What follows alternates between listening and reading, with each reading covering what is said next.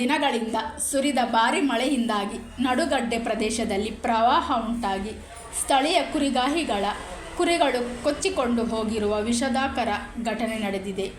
Tahsildar M. Basavaraj ಅವರು ಸ್ಥಳಕ್ಕೆ ಭೇಟಿ ನೀಡಿ ಪರಿಶೀಲನೆ ನಡೆಸಿದರು. ಅವರು ನೀಡಿದ ಪ್ರಾಥಮಿಕ ಮಾಹಿತಿಯ ಪ್ರಕಾರ 213 ಕುರಿಗಳು ಪ್ರವಾಹದಲ್ಲಿ ಕೊಚ್ಚಿಕೊಂಡು ಹೋದವು ಎಂದು ಹೇಳಲಾಯಿತು.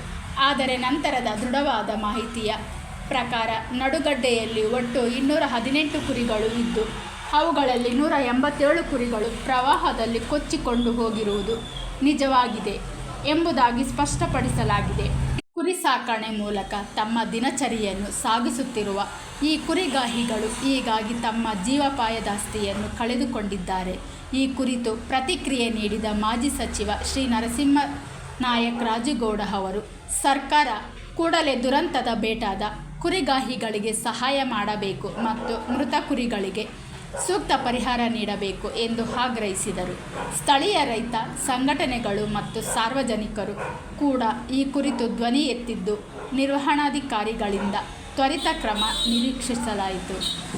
Bureau report, ರಾಷ್ಟ್ರಧ್ವನಿ news Kannada. ವರದಿಗಾರರು ಶರಣು ಬಿ. ಪೂಜಾರಿ, ಹುಣಸಗಿ. ನೀರು ಹೆಚ್ಚು ಮಾಡ್ತಾರೆ ಅನ್ನೋದು ಗೊತ್ತಾಗಿ ಮೀನುಗಾರರಿಂದ ಫೋನ್ ಕೇಸಿ ರಿಟರ್ನ್ ಕೇಳ್ಕೊಂಡು ತಾಲೂಕು ಆಡಳಿತ ಏನೂ ಕೆಲಸ ಮಾಡಿರೋದು.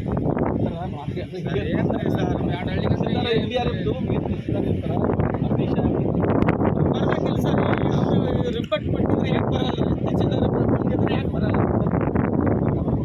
ಸರ್? ಅವ್ರು ಬಂದಾರ ಬಿಡ್ರಿ. ಅವ್ರ ಬಗ್ಗೆ ನಿನ್ನೆ ನೈಟಲ್ಲಿ 2 ವರ್ಷ ಇಲ್ಲೇ ಇದಾರೆ. ಅವರು ಅವ್ರ ಬಗ್ಗೆ ಮಾತಾಡಲ್ಲ ಸರ್.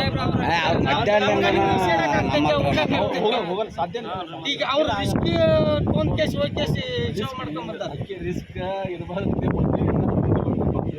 ಸರ್. ಅದು ಏನಂದ್ರೆ ಈ ಕುಲ ಏನೈತ್ರಿ ಕುರಿದು ಸ್ಮೆಲ್ಲಿಗೆ ಇದು ಕುರಿನೂ ಜಿಗಾಕತ್ತೀವಿ ಸರ್.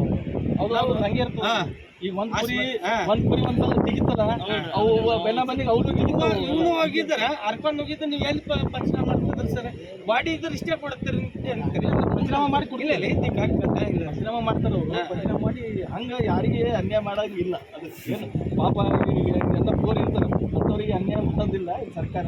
ಎಲ್ಲರೂ ಏನಿಲ್ಲ ಪಂಚನಾಮ ಮಾಡ್ತಾರೆ ಸರ್. ಒಟ್ಟು ಚಲೋತಾದ ಪರಿಹಾರ ಎಲ್ಲ ಆಯ್ತು.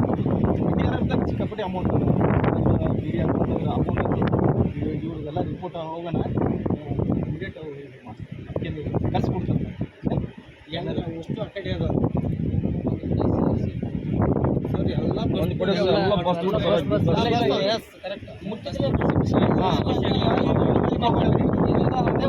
ಫೋಟೋನ ಇಂಡಿವಿಜುವಲ್ ಇಲ್ಲ ಈಗ ಹಾಕಿರೋ ಸಾಕು.